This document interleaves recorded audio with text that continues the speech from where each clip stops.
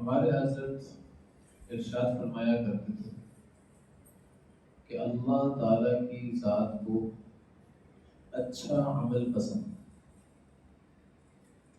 زیادہ عمل اللہ کی ذات کو پسند نہیں۔ شیطان کیا کرتا ہے؟ شیطان کام یہ کرتا ہے کہ بندہ جب عیب عمل کر رہا ہوتا ہے تو اس کے سامنے دوسرا عمل مزین کر کے دکھاتا ہے تاکہ وہ اس عمل کو چھوڑ کر اس عمل کے اندر کر جائے۔ اور یقین جانیے یہ شیطان اس لیے کر رہا ہوتا ہے کہ نہ یہ پہلے عمل کر رہے نہ اس عمل کر رہے، بعد میں جب آپ اس عمل کی طرف جاتے ہیں اس عمل کو چھوڑ کر، تو یاد رکھیے گا کہ اس عمل سے بھی شیطان آپ کو جلدی تھکاتا ہے اور واپس پلٹتے ہیں کہ یار پہلے والا عمل کر لوں تو پہلے والے عمل کی تاثیرات اور عمل کا وقت باقی نہیں رہتا، اس کا نقصان ہوتا ہے، شدید نقصان ہوتا ہے۔ اس لیے ہمارے حضرت فرمایا کرتے تھے کہ شیطان جو ہے وہ آپ کے عمل کو ضائع کرانے کے لیے دوسرے عمل کو مزین کر کے، خیر کا عمل ہوتا ہے، برائی کا عمل نہیں ہوتا، وہ اسی عمل کو مزین کر کے دکھا رہا ہوتا ہے۔ اس لیے ایمان والے کا کام کیا ہے کہ وہ حال کے عمل کو پہچانے۔ ایمان والے کا کام کیا ہے؟ وہ حال کے عمل کو پہچانے۔ اگر وہ حال کے عمل کو نہیں پہچانتا تو اس کی آخرت تباہ ہونے کے لیے کافی، چاہے وہ کتنے ہی خیر کے عمل کے اوپر ہو، اس کی آخرت تباہ ہونے کے لیے کافی ہے اگر یہ حال کے عمل پر نہیں ہے۔ ذہن میں رکھیے گا بات، مثالیں دوں گا میں انشاءاللہ تعالی، احادیث سے مثالیں دوں گا۔ ہمارے حضرت ارشاد فرمایا کرتے تھے، دیکھو اللہ کے نبی صلی اللہ علیہ وآلہ وسلم نے جنگ احد کے اندر ایک دستہ تھا، 50 صحابہ کرام رضوان اللہ علیہم اجمعین، اور عبداللہ بن جبیر رضی اللہ تعالیٰ عنہ اس دستے کے امیر آپ صلی اللہ علیہ وسلم نے بنایا اور فرمایا سارے صحابہ کرام رضوان اللہ علیہم اجمعین کو جمع کر کہ بھائی تم اس جبل رمات کے اوپر ہی رہنا، ادھر سے اترنا نہیں، ادھر سے نکلنا نہیں۔ اگر تمہیں لگے کہ ہم فتح یاب بھی ہو گئے ہیں تب بھی نہیں یہاں سے جگہ چھوڑنا۔ اگر تم دیکھ رہے ہو کہ ہماری لاشیں پڑی ہوئی اور ہماری لاشوں کے اوپر کوے آ کر بیٹھ رہے ہیں اور وہ ہماری لاشوں کو نوچ رہے ہیں، توہین کر رہے ہیں ہماری لاشوں کی، تب بھی تم نے یہ جگہ نہیں چھوڑی۔ اس طریقے سے آپ صلی اللہ علیہ وسلم کی ذات نے حکم دیا،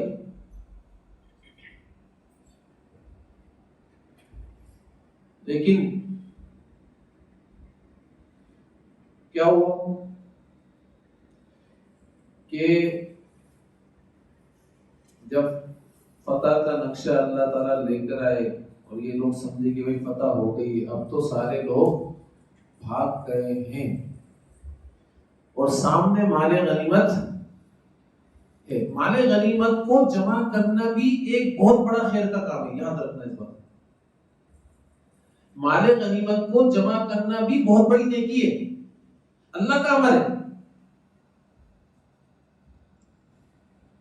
کہ بھائی جب جنگ فتح ہو جائے تو جو بھی سامان کو چھوڑ دو بھاگے، سارا کیا ہے؟ مال غنیمت، اس کو جمع کرو. یہ اللہ تعالیٰ کی ذات کی طرف سے امر ہے، کسی اور کا امر نہیں ہے یہ. لیکن اللہ تعالیٰ کی ذات کے حبیب صلی اللہ علیہ وسلم نے کیا فرمایا کہ بھائی تم نے یہیں رکنا ہے. اب جب انہوں نے دیکھا کہ بھئی جنگ تو فتح ہو گئی، شاید حکم اس لیے ہوگا کہ جب تک دشمن تمہارے سامنے ہو اس وقت تک تم اپنی جگہ مت چھوڑو. لیکن وہ تو بھاگ گئے. تو لہٰذا اب ہم نے اترنا ہے اور سامنے دیکھو مال غنیمت ہے، اس کو حاصل کرنا ہے. یہاں پر جو عبداللہ بن جبیر رضی اللہ تعالیٰ عنہ وہ ان کو سمجھا رہے ہیں، بتا رہے ہیں کہ بھائی تم نہیں اتر سکتے. اللہ کے نبی صلی اللہ علیہ وسلم کا فرمان تمہیں یاد نہیں ہے کیا؟ کس انداز میں کہا تھا، کس طریقے سے کہا تھا کہ ہماری لاشوں کی بھی توہین ہو رہی ہو تب بھی تم اپنی جگہ نہیں چھوڑو. جب لاشوں کی توہین ہو رہی ہے اس وقت بھی جگہ چھوڑنے کی کا حکم نہیں ہے تو بھائی ہم کیسے چھوڑ سکتے ہیں؟ اور میں نہیں، ان کے کہنے کا مقصد یہ نہیں تھا. لہذا اب تو فتح ہو گئی، اب ہم جا رہے مال غنیمت حاصل کرنے کے. دیکھو 40 صحابہ کرام رضوان اللہ علیہم اجمعین اتر گئے، 10 صحابہ کرام وہیں پر ہی رہ گئے. جیسے ہی انہوں نے جگہ چھوڑی، حال کا امر کیا تھا؟ سمجھانا میری بات، سمجھنا میری بات. حال کا امر کیا تھا؟ اللہ کے نبی صلی اللہ علیہ وسلم کی ذات کا حکم کیا تھا؟ جگہ نہیں چھوڑنا. اس حال کے امر کو ضائع کیسے کیا؟ شیطان نے سامنے دوسرا امر دکھایا اور مزین کر دکھایا کہ بھائی دوسرا بھی تو اللہ تعالیٰ کی ذات کا حکم ہے، اس کو حاصل کرو، اس کو لو. تو جب حال کے امر کو چھوڑا، اس وقت امر کیا تھا؟ حال کے امر کو چھوڑا. تو حال کے امر کو چھوڑنے سے نقصان کیا ہوا؟ پوری جماعت کا نقصان ہوا ہے، پوری جماعت کا نقصان. اور پھر حضور اکرم صلی اللہ علیہ وسلم کا بھی خون مبارک بہا ہے، ان کے بھی دندان مبارک شہید ہوئے.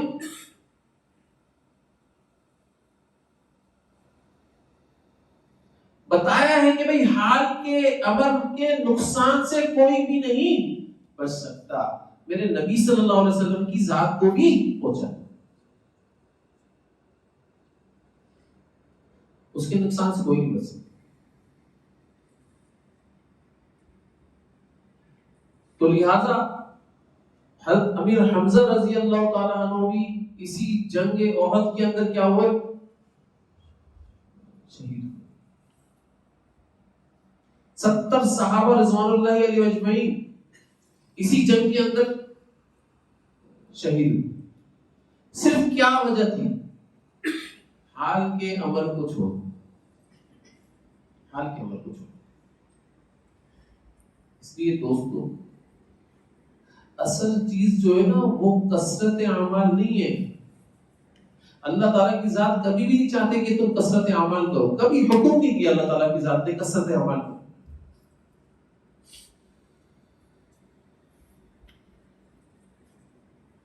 ہمارے حضرت طواف کر رہے ہیں، ایک شخص کو دیکھا طواف کر رہا ہے، حضرت کا مرید ہی تھا، پہچان لیا اس کو اور تیزی سے جا رہا تھا، لوگوں کو دھکا دیتے. حضرت نے فرمایا کیا ہو گیا تجھ کو؟ ہاتھ پکڑ لیا. دیکھو امر بالمعروف ونہی عن المنکر صرف نماز کے اندر نہیں کیا جا سکتا، باقی ساری جگہوں پر کیا جا سکتا. نماز کے علاوہ سب جگہ پر ہوتا ہے. فوراً ہاتھ پکڑ لیا، کیا کر رہا ہے، کس طریقے سے جا رہا ہے؟ فرمایا حضرت آج میں نے طے کیا 80 طواف کروں گا. حضرت نے فرمایا ایک طواف بھی قبول نہیں ہوگا بلکہ گناہ ملے گا. ایک طواف قبول نہیں بلکہ گناہ ملے گا. ایک طواف کر لے لیکن اللہ کے نبی صلی اللہ علیہ وسلم کے طریقے کے مطابق کر لے, یہ لاکھ طواف سے افضل ہے. یہ لاکھ طواف سے افضل ہے. اس لیے اللہ تعالیٰ کی ذات کو نا کثرت عمل نہیں چاہیے, اچھا عمل چاہیے, اچھا احسن عمل. لیبلوکم ایکم احسن عملا, اللہ تعالیٰ کی ذات نے جگہ جگہ قرآن شریف کے اندر ارشاد فرمایا تم میں اچھا عمل کرنے والا کون ہے, تم میں اچھا عمل دکھلانے والا کون ہے. تو بھئی اچھا عمل کون سا ہو؟ اچھا عمل تو وہی ہے نا جو صحابہ کرام رضوان اللہ علیہ اجمعین کے ظاہر اور باطن دونوں کے مشابہ ہو.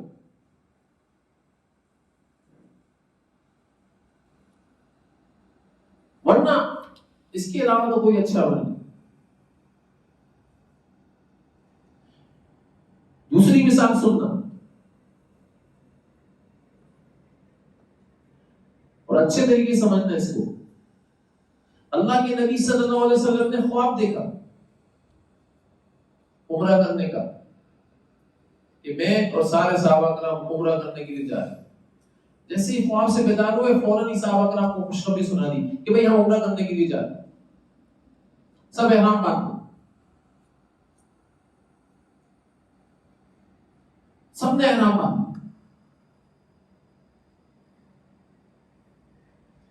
ایک بات اچھے طریقے سے یاد رکھنا کہ حالت موافق چل رہے ہو پھر بندہ حکم کا اتباع کر رہا ہو, یہ کوئی کمال نہیں. حالت خلاف چل رہے ہو پھر حکم کا اتباع ہو, یہ کمال ہے اصل. اس پر آپ کہتے ہیں وہی صحابہ کرام نے کر کر دکھایا, اچھے طریقے سے کر کر دکھایا. آپ صحابہ کرام کی سیرت اٹھا کر دیکھیں, مخالف حالات کے اندر اللہ تعالیٰ کے حکم کا اتباع کیا. پوری حیات صحابہ کرام کی اٹھا کر دیں, پتہ چلے گا کیسی تربیت ہوئی ہے صحابہ کرام رضوان اللہ علیہم اجمعین. تو سب نے احرام باندھ لیا اور سب احرام باندھ کر اللہ کے نبی صلی اللہ علیہ وسلم کی ذات کے ساتھ. آج کی طرح نہیں 4 گھنٹے میں پہنچ گئے, 15 دن لگتے تھے, 12 سے 15 دن لگتے تھے بھائی پہنچنے کے اندر.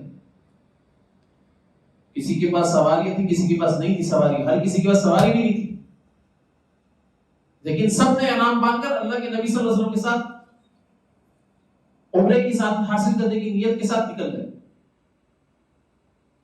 جذبہ تھا نا.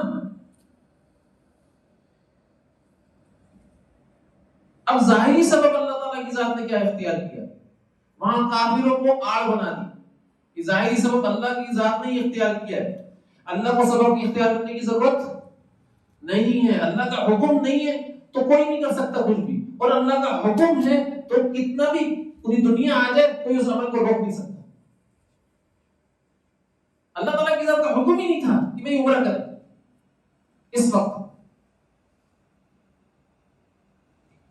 لیکن اللہ کے نبی صلی اللہ علیہ وسلم اور سارے صحابہ کرام احرام باندھ کر نکل گئے اور 15 دن کے اندر پہنچے اور پڑاؤ ڈالا ہے. وہاں پر کافروں نے روک دیا, بولا نہیں کیوں آئے ہو آپ لوگ, ہمارا کوئی اور مقصد نہیں, لڑائی کرنے کا مقصد نہیں, ہم تو عمرہ کرنے کے لیے نہیں کر سکتے, ہم نہیں کرنے دیں, واپس جاؤ. حضرت عثمان غنی رضی اللہ تعالیٰ عنہ کو مذاکرات کرنے کے لیے بھیجا, پتہ چلا ان کو بھی پکڑ لیا اور ان کو قتل کر دیا. اس پر بیعت رضوان ہوئی. یہ سارا عمل ہو رہا ہے, سارا عمل کون دیکھ رہا ہے؟ اللہ دیکھ رہے. کون ہے اس عمل کو کرنے والا؟ انبیاء علیہ السلام سے افضل ترین, سب انبیاء علیہ السلام سے افضل ترین انسان پیارے نبی کریم صلی اللہ علیہ وسلم کو. انبیاء کے بعد جو افضل ترین لوگ ہیں صحابہ کرام رضوان اللہ علیہم اجمعین سب موجود.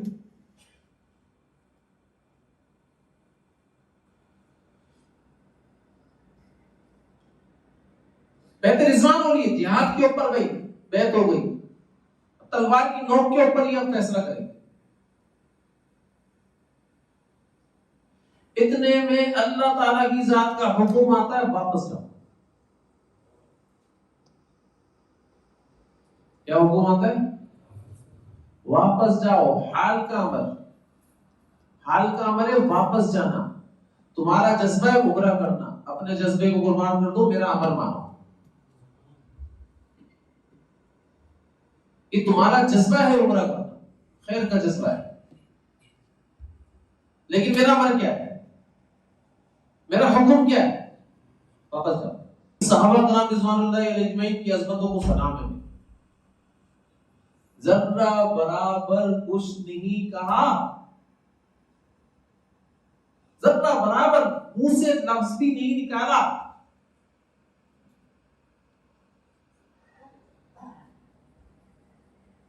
بھئی اللہ اور اس کے رسول جانے، جو وہ کہہ رہے ہیں ہم نے وہ کرنا ہے. عمر بن خطاب رضی اللہ تعالیٰ عنہ حضرت ابوبکر صدیق رضی اللہ تعالیٰ عنہ کے پاس گئے اور دوسرے صحابہ کرام کے پاس گئے. کیا ہمارا دین سچا نہیں ہے؟ کیا اللہ کے رسول سچے رسول نہیں ہیں؟ جب ہیں تو ہم نے تلوار کی نوک پر فیصلہ کرنا ہے.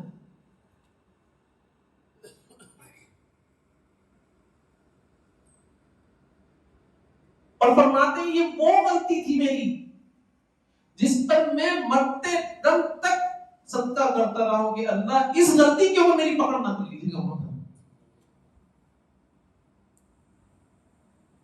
آخری سانس تک صدقہ کیا اس غلطی کے اوپر.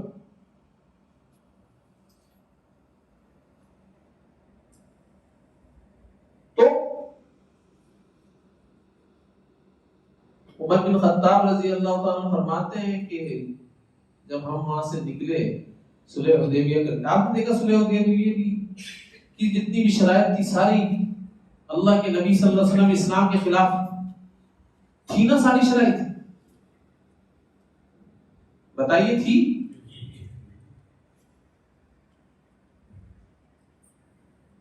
ساری شرائط ان کے خلاف، لیکن پھر بھی مانا. اور ماننے کے بعد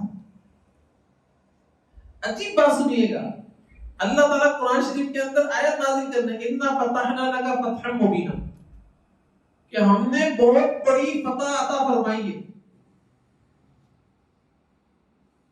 ہم نے بہت بڑی فتح عطا فرمائی ہے تم لوگوں کو.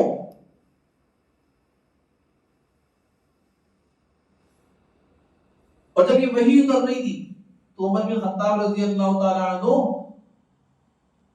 نے اپنا گھوڑا، اپنی سواری ساتھیوں سے دور کر لی، کہیں میری وجہ سے میرے ساتھیوں کے اوپر عذاب نہ آ جائے، کیونکہ میں نے وہاں پر بولا تھا اللہ تعالیٰ اس بارے میں ضرور کوئی آیت نازل کریں گے.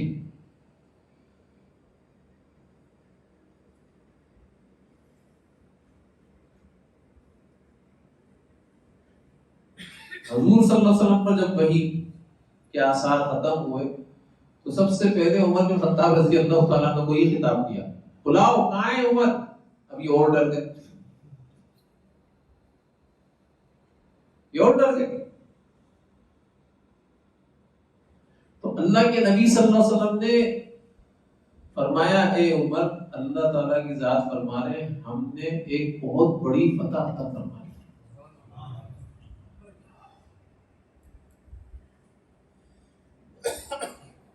کسی عجیب عطاعت کے نقشے، عجیب نقشے. تو حال کا عمل کیا تھا؟ آپ کا جذبہ ہے نا عمرہ کرنا، اس کو قربان کرو. حال کا عمل یہ اللہ نے امر دے دیا واپس جاؤ، آپ واپس جاؤ. بس اب اس میں چو چرا کرنے کی ضرورت نہیں. شیخ بھی صحابہ کرام کی طرز کے اوپر اپنے سالکین کی تربیت کرنے کی کوشش کرتا ہے، کر رہا ہوتا ہے کوشش. حضور صلی اللہ علیہ وسلم سفر میں روزہ رکھا ہوا، سارے صحابہ کرام نے روزہ رکھا ہوا.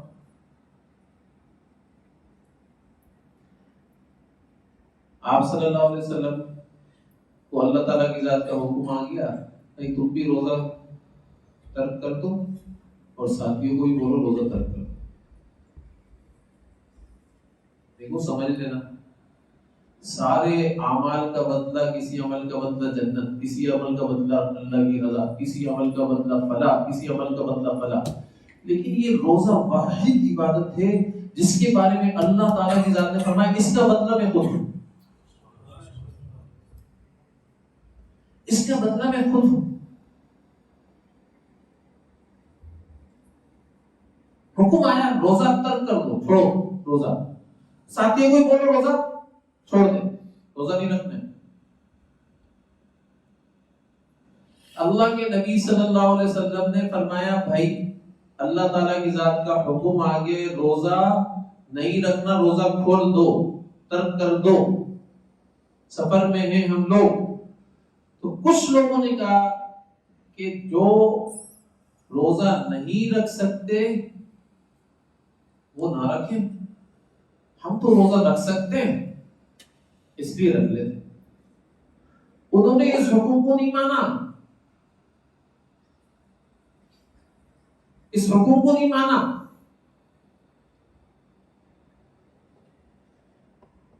اچھا مجھے اور آپ کو پتا چلے کہ بھئی ہم نے منع کیا ہے کہ بھئی فلاں کام نہیں کرنا اور کچھ لوگ نیکی کا کام ترک کروایا جا رہا ہے. روزہ ایک ایسی عبادت ہے نا جس سے بڑی کوئی عبادت ہی نہیں ہے، کیونکہ روزے کو صبر کہا گیا.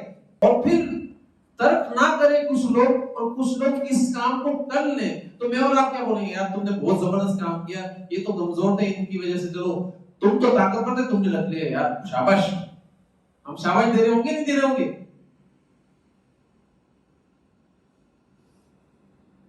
اللہ تعالیٰ کی ذات نے آیت اتار دی،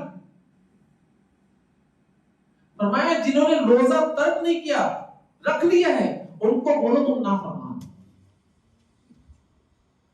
ان کو بولو تم نافرمان. میرا حکم کیا تھا؟ روزہ چھوڑنے کا حکم تھا. تم نے روزہ کیسے رکھا تم سمجھے نہیں ابھی تک اس بات کو کہ اصل عبادت ہی میرا حکم ہے. باقی روزہ رکھنا نہ رکھنا، نماز پڑھنا نہ پڑھنا، حج کرنا نہ کرنا، یہ عبادت نہیں، میرا حکم عبادت ہے. اصل چیز تو میرا حکم ہے.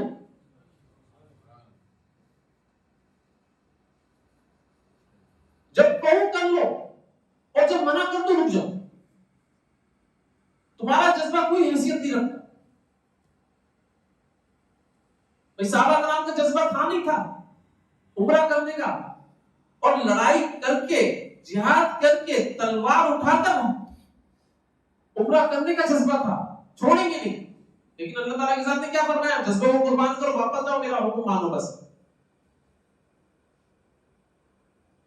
حال کا عمل یہی ہے، میرا حکم مانو.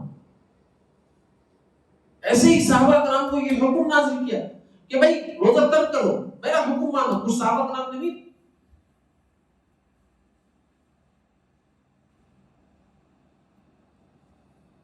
روزہ کو نہیں ترک کیا. اس وقت تو وہ وہی ہوں گے نا، لیکن اس کے بعد اللہ تعالیٰ کے ساتھ ان کے بارے میں یہ آیت نازل فرما دی. بھئی شامل تو انہی کے اندر ہوں گے نا، باقی اللہ کو معلوم ہے کہ وہ کون ہے.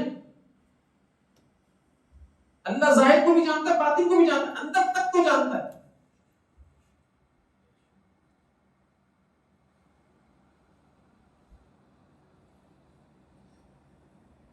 تو اللہ تعالیٰ کی ذات نے فرمایا بھائی یہ نافرمانے یہ شاباشی کے قابل نہیں ہے، یہ میرے نافرمان ہیں.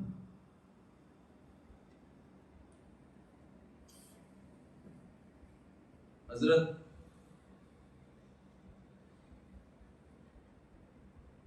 ارشاد فرمایا کرتے تھے کہ بھائی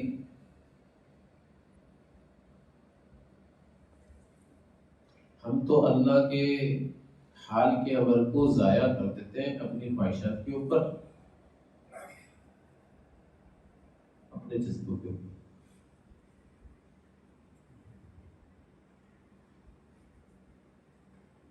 ابھی میں عصر کی نماز پڑھ رہا ہوں، پڑھ لیے، مجھے کہیں جانا ہے، کسی سے ملنا ہے، یا مجھے کسی بیان کے اندر بھی شامل ہونا ہے، تو عصر کی نماز کے بعد کی جو تسبیح ہے اس کو ترک کر دوں۔ لیکن حال کا امر کیا تھا؟ تو یہ تسبیح کرو، فجر کی تسبیح کو ترک کر دیتا ہوں۔ حال کا امر کیا تھا؟ بھئی یہ تسبیح کرو، ہوتا ہی نہیں ہوتا۔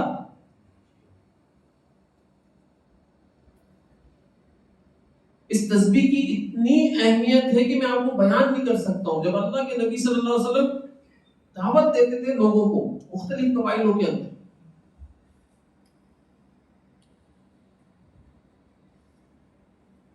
تو مختلف قبائل کے اندر دعوت دیتے ہوئے کہتے تھے مجھے تم اپنے ساتھ لے چلو،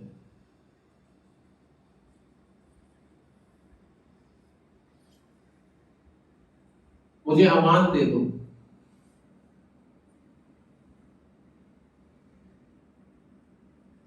لیکن کوئی آپ صلی اللہ علیہ وسلم کی دعوت کے اوپر لبیک کہنے والا نہیں تھا۔ یہ انیشل دور کی بات بتا رہا ہوں، جب اللہ کے نبی صلی اللہ علیہ وسلم نے دعوت کا کام شروع کیا، کوئی لبیک کہنے والا نہیں تھا۔ پیچھے ابو لہب چلا کرتا تھا، یہ جھوٹا ہے، یہ دھوکے باز ہے، یہ بے دین ہے، اس کی بات کے اوپر یقین نہیں کرنا، یہ جادوگر ہے، فلاں فلاں باتیں کرتا ہوا چل رہا ہوگا۔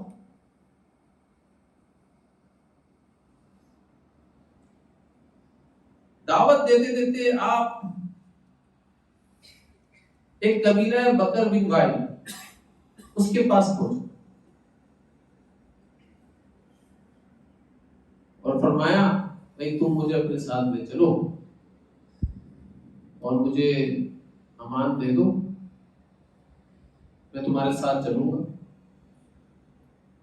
بولا نہیں، ہم آپ کو اپنے ساتھ نہیں لے جا سکتے، کیونکہ ہم فارس کے ماتحت ہیں، فارس سے ہمارا معاہدہ ہوا ہے، اس لیے فارس کا جو بادشاہ ہے وہ بہت سخت ہے، اگر ہم نے اس کا معاہدہ توڑا وہ ہمارے کو چھوڑے گا نہیں، اس لیے ہم آپ کو ساتھ لے جا نہیں سکتے۔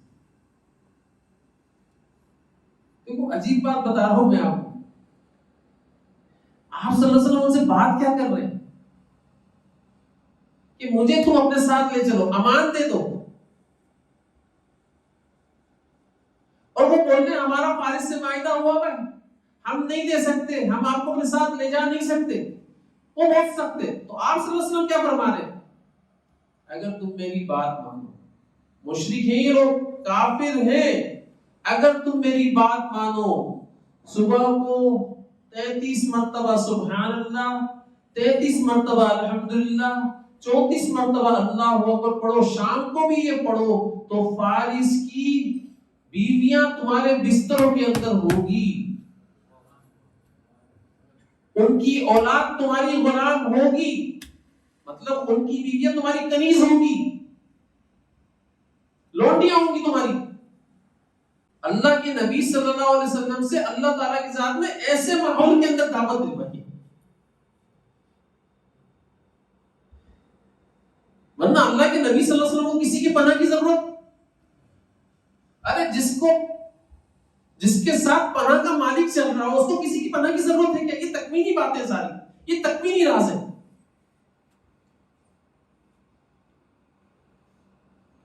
اس کو پناہ کی ضرورت ہو ہی نہیں سکتی ہے۔ جس کے ساتھ حفاظت کا مالک چل رہا ہو اس کو کسی کی حفاظت کی ضرورت، یہ تو ساری تکوینی باتیں ہیں بھائی، یہ اللہ ہی جانتے اس کی حکمت ہے، بندے کی سمجھ سے بالا تر ہے۔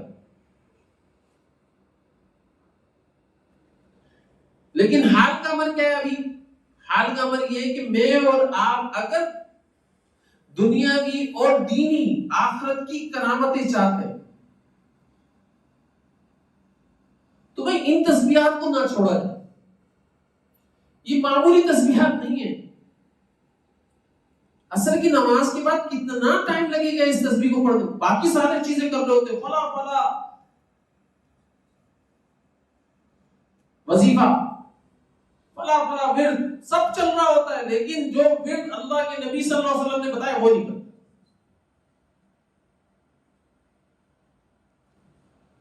صبح شام اس کی پابندی کرو. دیکھو اللہ تعالیٰ کی ذات تمہارے دشمنوں کو کیسے زہر کرتے ہیں، مغلوب کریں گے اور تمہیں غالب کریں گے.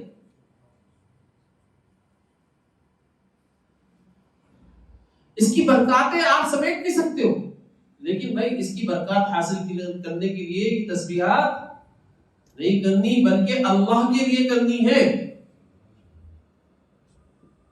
اللہ کے لیے کرنی ہے. کوئی بھی عمل آپ نے اپنی ذات کی نیت کے ساتھ نہیں کرنا مجھے برکات حاصل ہوگی، مجھے فضیلت حاصل ہو جائے گی. نہیں، آپ جو بھی کام کرو کس کے لیے کرو گے؟ فضیلت تو اس کے ساتھ آٹومیٹکلی آئیں گی کھنچ کر، آٹومیٹکلی کھنچ کر آئیں گی. شکاری کتا دیکھا، شکاری کتا عربی میں اس کو کہتے ہیں قلب معلم، سکھایا ہوا کتا.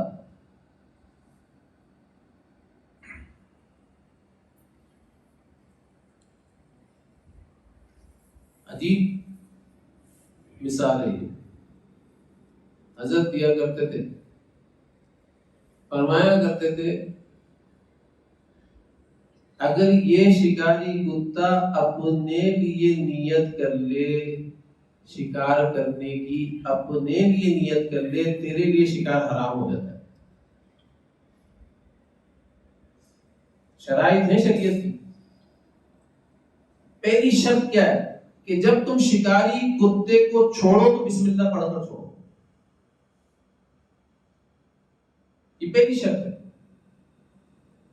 دوسری شرط کیا ہے کہ جس شکار کے اوپر یہ حملہ آور ہو رہا ہے اس شکار کے اندر اس نے ذرہ برابر بھی اس کے اندر اپنی نیت کے ساتھ بائٹ لے لیا، اسی وقت وہ جانور آپ کے لیے حرام. تیسری چیز کیا؟ تیسری شرط، یہ جا رہا ہے، آپ نے چھوڑا بسم اللہ کر کے، یہ جا رہا ہے تیزی کے ساتھ اور ابھی حملہ ہی کرنے والا تھا، آپ نے آواز دی واپس آؤ، اور یہ واپس نہیں آیا، رکا نہیں آپ کی آواز کے اوپر اور اس نے حملہ کر دیا، تب بھی یہ شکار آپ کے لیے حرام. عطا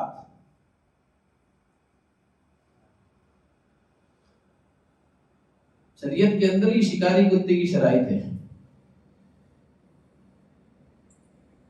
حضرت فرمایا کرتے تھے کہ مثال دے کر کہ کتا سب سے رذیل جانور ہے، ذلیل جانور. اگر وہ اپنے لیے نیت کرے تو مالک کے لیے یہ کیا ہوتا ہے؟ حرام ہو جاتا ہے.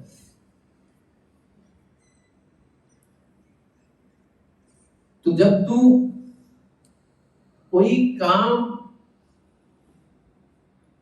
اپنے لیے کر رہا ہے، یقین جان تیرے کو وہ برکات وہ فضائل حاصل نہیں ہوں گے. تو نے یہ کام جو کرنا ہے اب نیت بھی کس کے لیے کرنی ہے؟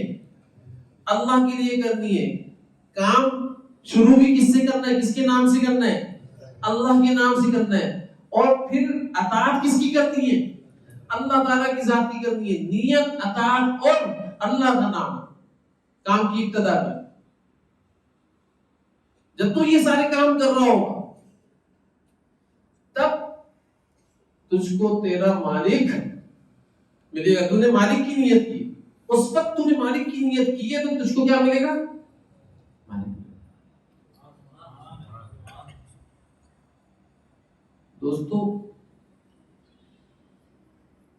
حال کا امر جو ہے نا معمولی چیز نہیں ہے. جس نے حال کے امر کو ضائع کر دیا اس کی آخرت کا بھی نقصان، اس کی دنیا کا بھی نقصان.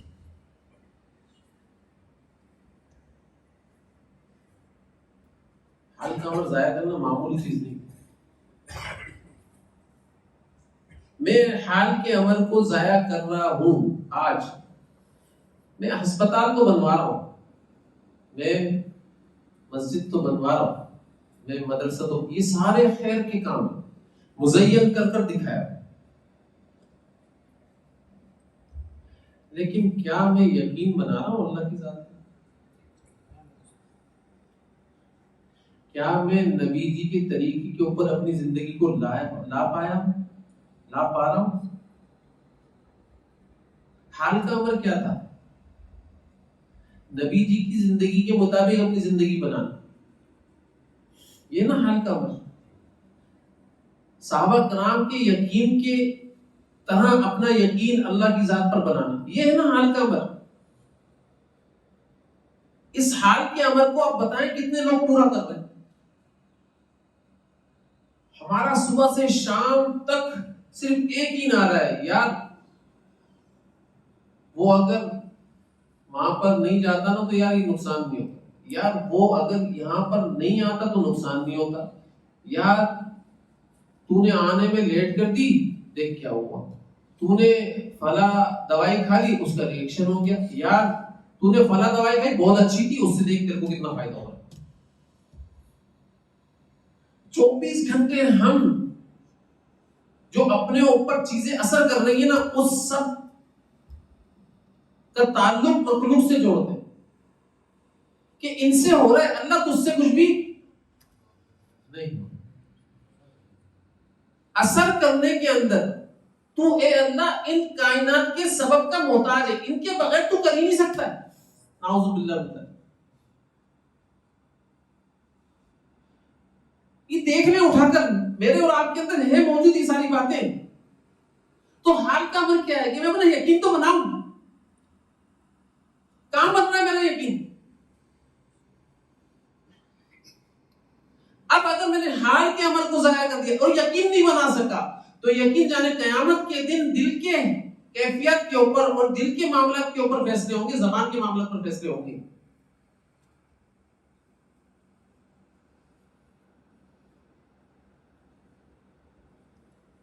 نہیں ہوں گے فیصلے. اللہ کے نبی صلی اللہ علیہ وسلم کے ساتھ صحابہ کرام غزوہ کے اندر شامل رضوان اللہ علیہ اجمعین, اور اللہ کے نبی صلی اللہ علیہ وسلم کے پاس آ گئے, فرمایا یا رسول اللہ صلی اللہ علیہ وسلم 3 دن ہو گئے بھوکے اور پیاسے چل رہے ہیں, یا رسول اللہ سواری کے بغیر تو ہم لوگ چل سکتے ہیں لیکن بھوک کی حالت میں نہیں چل سکتے, کیا کریں؟ سواری ذبح کر دیں؟ فرمایا کر دو. سب نے سواری ذبح کی, اپنے جن کے پاس تھی سب نے سواری ذبح کی. آگ جلائی, لکڑی لے کر آئے, آگ جلائی اور ہانڈیاں بنانے کے لیے گوشت چڑھا دی. اب ہانڈیاں ابل رہی ہیں اور گوشت گل رہا ہے, اس کی خوشبوئیں آ رہی ہیں, اور بھوک کی حالت جب ہو 3 دن سے بندہ بھوک اور پیاس کی حالت میں چل رہا ہو تو اس کو کیفیت کیا ہوتی ہے کہ یار ابھی ہانڈی ابلنے والی, ایک تسلی آ جاتی ہے, ایک اطمینان آ جاتا ہے کہ ابھی کھانا لگنے والا ہے. اب کھانا لگے گا تو یار پھر اس کے بعد یہ جو کیفیت چل رہی ہے اندر بھوک کی وجہ سے ساری ختم ہو جائے گی. بندہ سوچ رہا ہے, سارے صحابہ سوچ رہے. اتنے میں جب ابل چکی ہانڈیاں اور دسترخوان لگنے والا تھا, اللہ کے نبی صلی اللہ علیہ وسلم کے اوپر حکم اللہ تعالیٰ کی ذات میں اتارا, ایک گدھا ہم نے حرام کر دیا.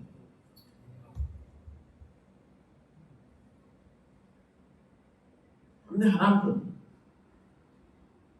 نہیں کھا سکتے. صحابہ کرام نے ہانڈیاں انڈیلی ہیں,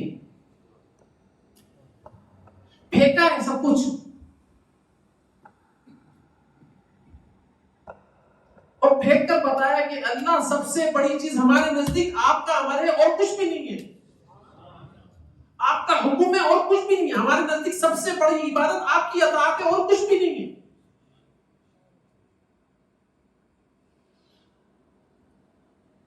ہم حال کے عمل کو پہچانتے ہیں. آپ نے حال کے عمل کو بتا دیا کہ بھائی اس حال کے اندر یہ عمل میں نے دے دیا، اس کے اوپر عمل کرو، بس کریں گے ہم.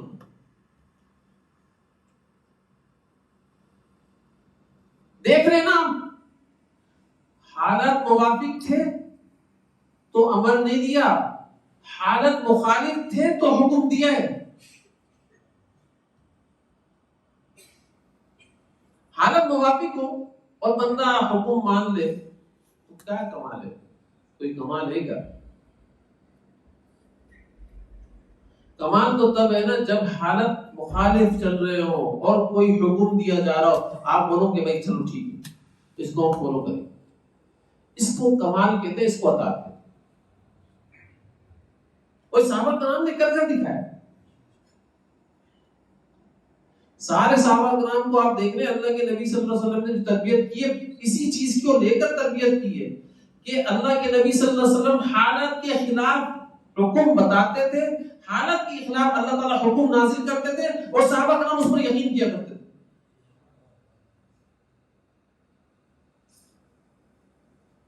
ایک صحابی آ کر بیٹھے حضور صلی اللہ علیہ وسلم کے پاس، نئے ابھی ایمان قبول کیا، اور اللہ کے نبی صلی اللہ علیہ وسلم بتا رہے ہیں کہ بھائی ملک کے شام کا فلاں علاقہ فتح ہوگا اور اس کے اندر خچر پر ایک شہزادی بیٹھی ہوئی ہے، شیما بنت بغیرہ اس کا نام ہے. تو وہ بیٹھی ہوئی نہایت حسین و جمیل خاتون ہے وہ. تو وہ صحابی جو آئے تھے ابھی نیا ایمان لے کر آئے، فرمایا یا رسول اللہ وہ خاتون تو مجھے دے دیجیے.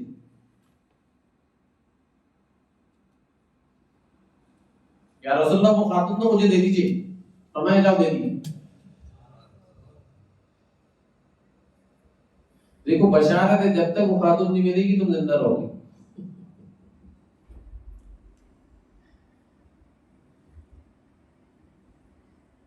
حضور صلی اللہ علیہ وسلم کا دور کیا، ابو بکر صدیق رضی اللہ تعالیٰ عنہ کا دور کیا، عمر بن خطاب رضی اللہ تعالیٰ عنہ کا دور کیا، عثمان غنی رضی اللہ تعالیٰ عنہ کے دور کے اندر بھی آخر کے اندر وہ شام کا علاقہ فتح ہوا ہے، ہیرا کا علاقہ وہ فتح ہوا ہے. اور فتح ہونے کے بعد یہ صحابی شامل ہیں اس جنگ کے اندر. جب فتح ہو گیا تو ان کا کیا کام تھا کہ سارے مال غنیمت کو دیکھتے نہیں، یہ اس خاتون کو تلاش کرتے، کیونکہ اللہ کے نبی صلی اللہ علیہ وسلم نے فرمایا تھا بھائی مجھے یقین ہے کہ میرے نبی صلی اللہ علیہ وسلم کی زبان سے جو بات نکلی وہ حق ہے، سچ ہے.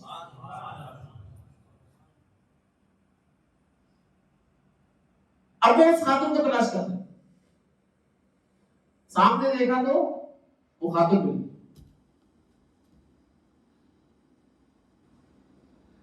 اور فرمایا یہ خاتون تو میری ہو گئی بھائی، کیونکہ مجھے یہ اللہ کے نبی دے چکے ہیں. عثمان غنی رضی اللہ تعالیٰ عنہ کو بتایا گیا کہ بھائی یہ خاتون تو اللہ کے نبی صلی اللہ علیہ وسلم ان کو دے چکے. فرمایا جانتے تھے دے چکے ہیں، دیکھو شریعت کو مکمل کر رہے. فرمایا کسی نے اس بات کو اس وقت جو مجمع وہ موجود لوگ تھے سنا بھی ہے؟ کوئی گواہ موجود ہے اس بات کا؟ دو صحابہ کرام کھڑے ہو گئے، یا رسول یا امیر المومنین ہم دونوں گواہ ہیں، ہمارے سامنے کہا تھا اللہ کے نبی صلی اللہ علیہ وسلم،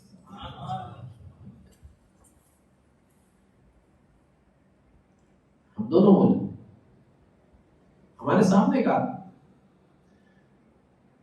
بتانے کا مقصد کیا ہے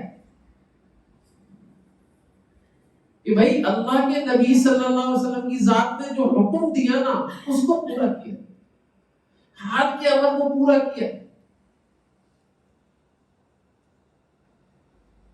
ورنہ جو حال کے عمل کو پورا نہیں کرتا وہ مردود ہوتا ہے، مردود ہوتا ہے. اچھا آپ دیکھ لو، مثال دیتا ہوں مردودیت. فرشتے جو ہیں ان کو اللہ تعالیٰ کی ذات نے سجدہ کرنے کا حکم دیا آدم علیہ السلام کو، سب نے سجدہ کیا سوائے ابلیس کے، سوائے ابلیس کے۔ حال کا امر کیا تھا؟ حال کا امر بتاؤ کیا تھا؟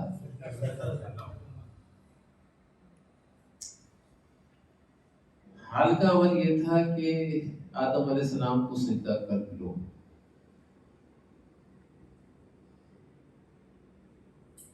اس نے بولا نہیں، میں نہیں کروں۔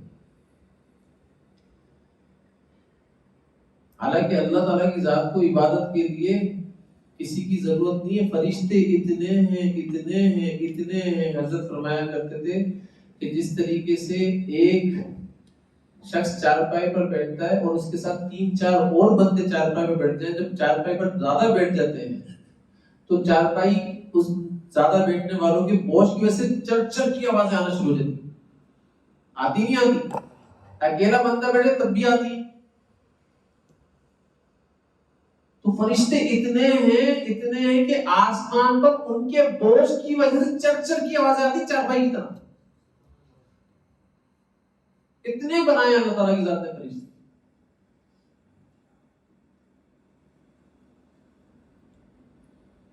تو اللہ تعالیٰ کو اپنی عبادت کے لیے انسان کی ضرورت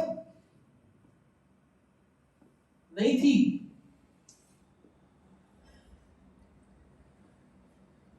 لیکن شیطان نے کیا کیا؟ انکار کر دیا۔ کیوں انکار کیا؟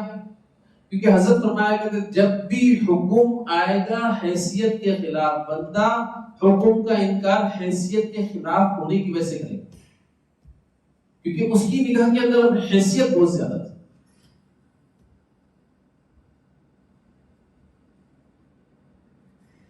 حیثیت کس کے اندر ہوتی ہے؟ جس کے اندر کبر ہوتا ہے، تکبر ہوتا ہے۔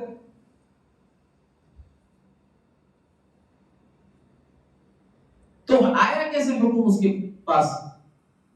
ارے بھائی میں پرانا ہوں، یہ نیا ہے، ابھی ابھی آیا ہے، اس کو سجدہ کرنا چاہیے مجھ کو، میں آگ سے پیدا ہوا ہوں، میری حیثیت آگ کی، اور آگ کا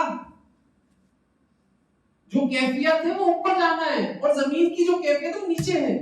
تو پستی والے کو حکم دینا آپ مجھ کو وہ سجدہ کرے، میں تو خود اوپر رہتا ہوں ہر وقت، ایسے طرح رہتا ہوں، تو یہ کیسے جھکے گا؟ اور میں آپ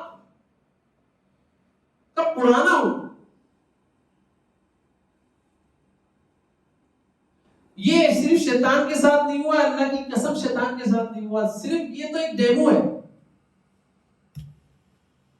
یہ ہوگا ہر انسان کے ساتھ اور قیامت تک ہوگا۔ اس کی حیثیت کے خلاف اللہ تعالیٰ حکم لائیں گے اور بتائیں گے تو اپنی حیثیت کو اہمیت دیتا ہے، یہ میرے حکم کو اہمیت دیتا ہے، بس اتنی سی بات۔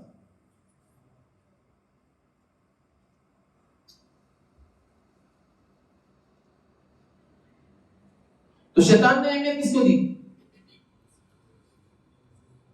اپنی حیثیت کو، اور حیثیت بتائے گی۔ تو حضرت فرمایا کرتے تھے کہ جس کے اندر کبر ہوتا ہے، کہ تکبر اس کو مردودیت تک لے جاتا ہے، وہ مردود ہو جاتا ہے۔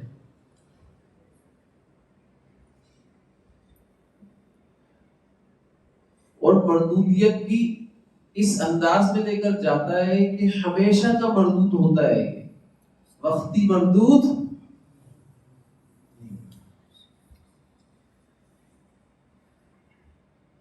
حضرت فرمایا کرتے اگر اس شیطان کو بھی شیخ کا سایہ نصیب ہوتا تبھی مردود نہیں ہوتا۔